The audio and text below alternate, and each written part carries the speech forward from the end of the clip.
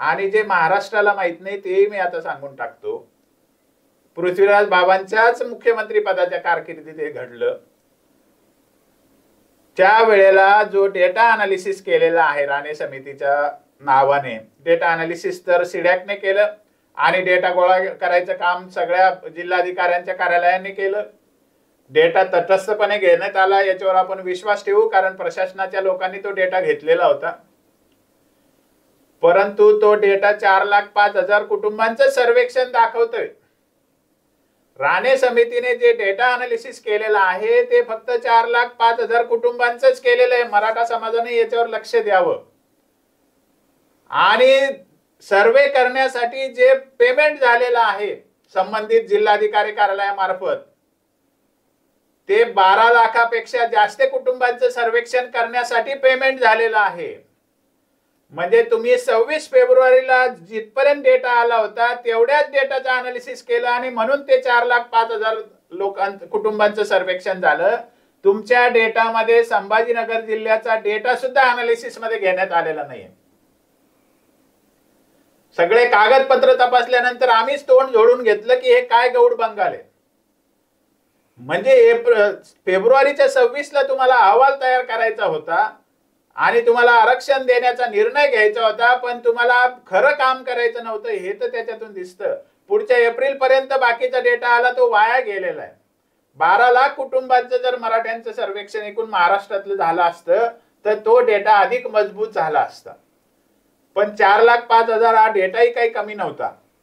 परंतु तुम्ही जेव्हा शिफारस केली राणे कमिटीने, ती शिफारसच मुळात चुकीची केली होती. असं जो निकाल आहे 14 नोव्हेंबर 14चा, त्या निकालातच म्हटलेलं आहे की मराठा समाजाला तर या समितीने सामाजिक दृष्ट्या मागासलेलं म्हटलेलंच नाहीये. मराठा समाजाच्या सामाजिक मागासलेपणावर या समितीने शंका उपस्थित केलेली आहे. कारण तुम्ही असं म्हटलं, though Maratha is not socially backward, he is backward educationally and economically. म्हणजे मराठा समाज जरी सामाजिक दृष्ट्या मागासलेला नसला तरी तो आर्थिक आणि शैक्षणिक दृष्ट्या मागासलेला आहे, असं तुम्ही त्यांचं जे शिफारस पत्र आहे, कव्हरिंग नोट आहे राणे समितीच्या अहवालाची, त्याच्यातच लिहून ठेवलंय. बाबा तुम्ही मुख्यमंत्री म्हणून ते वाचलं नव्हतं का? वाईट वाटतं की अतिशय मोठ्या माणसाबद्दल मी हे बोलतोय, मला खूप आदर आहे पृथ्वीराज चव्हाणांचा, परंतु तुमच्या काळात या चुका झाल्या त्याच तर आता निस्ताराव्या लागतायत ना.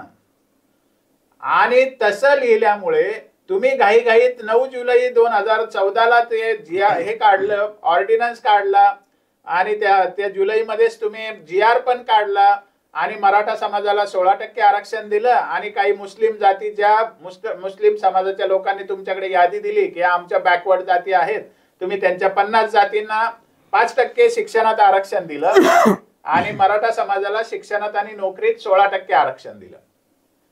राणे समितीने 20% पर्यंत मराठा समाजाला आरक्षण द्यावं असं सांगितलं होतं. राणे समितीची शिफारस टाळून तुम्ही 16% आरक्षण दिलं. का तर राणे समितीने 32% मराठा समाज आहे असं लिहिलं होतं म्हणून. मुळातच हा जो मुद्दा आहे की मराठा समाज 32% आहे आणि 16% आरक्षण दिलेलं बरोबर आहे, हा कोर्टासमोर नीट मांडण्यात आलेला नव्हता.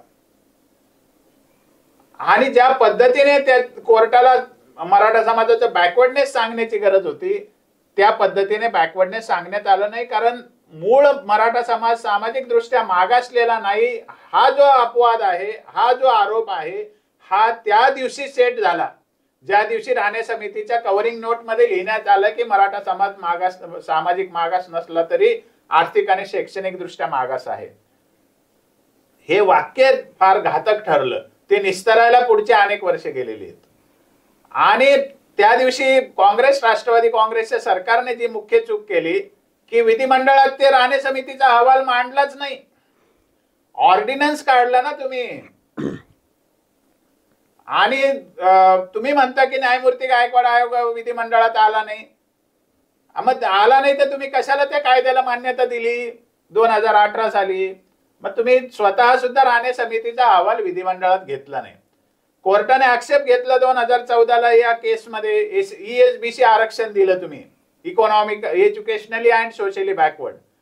त्या वेळेला तुम्ही सो कॉल्ड बापट कमिशनचा अहवाल विधिमंडळात मांडून चर्चा केली नाही असं या कोर्टाने आक्षेप घेतलेला.